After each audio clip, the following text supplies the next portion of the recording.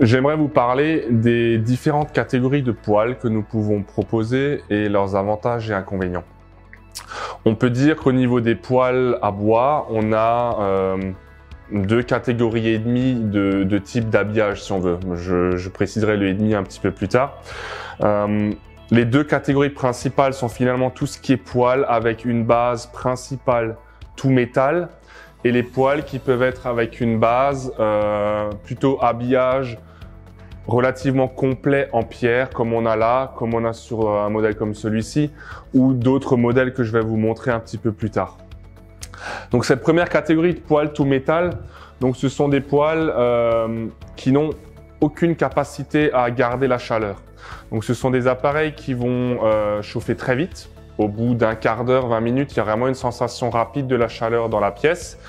Par contre, dès qu'il n'y a plus de feu, celui-ci, quand il sera éteint, vous n'aurez plus de chaleur dans la maison. Donc c'est vraiment pour de l'appoint ou pour du chauffage de complément en intersaison, de dire je rentre le soir, je chauffe un bon coup, il fait bon dans la pièce quand on en a besoin et tant pis pour le lendemain matin. Ces poêles-là tout métal offrent souvent des avantages de pouvoir être configurés après avec des possibilités de vision différentes, c'est-à-dire qu'on peut avoir du poêle avec de la vitre uniquement latérale, on a aussi de la vitre frontale, de la vitre latérale, on peut avoir des poêles avec 3 côtés vitrés, on peut avoir du poêle rond, on peut avoir du poêle carré, on peut avoir différentes couleurs de métal, différentes typologies de poignées. On a une assez grande flexibilité finalement sur le côté esthétique du poêle, mais on n'a pas ce côté accumulation. On a ensuite donc la deuxième catégorie de poêles qui va être les poêles, eux par contre, avec de la pierre. Donc la pierre, il existe principalement les poêles avec cette pierre grise qu'on appelle pierre olaire, qui a une grande capacité d'accumulation de chaleur. On peut comparer ça, si on veut, à un petit poêle en faïence, comme on fait encore dans l'entreprise. Ce sont des poêles qui, en général, permettent en fait de garder la chaleur quand il n'y a plus de feu entre, alors ça va dépendre de la quantité de pierre, 5 et 10 heures. Donc un modèle comme celui-ci, quand je n'ai plus de feu, je mets mon dernière bûche en me couchant par exemple à 10 heures le soir. Le feu va durer jusqu'à 1 heure, 2 heures du matin. Dès que le feu s'éteint, j'ai quand même encore la pierre qui va rayonner et elle va être encore bien tiède le lendemain matin. Donc j'aurai un rayonnement toute la nuit. Un modèle comme celui-ci, où j'ai quasiment 100 kg de pierre en plus, va rayonner un petit peu plus longtemps. Plus j'ai de pierre, plus je rayonne longtemps. Donc ça a un avantage, on peut pas quasiment passer sur un système de chauffe presque principal avec un appareil comme celui-ci, puisqu'on arrive à garder une température assez constante dans la maison pendant toute la durée où le poêle rayonne. Après, il est vrai que quand on part en vacances pendant plusieurs jours, là, il n'y a personne pour mettre de bois dedans, donc chauffage principal à proprement parler, ça reste quand même limité à l'aspect mettre du bois dedans, donc à l'aspect humain. On peut avoir de la pierre beige, donc c'est une pierre maintenant qui s'appelle crème chez le fabricant Max Blanc.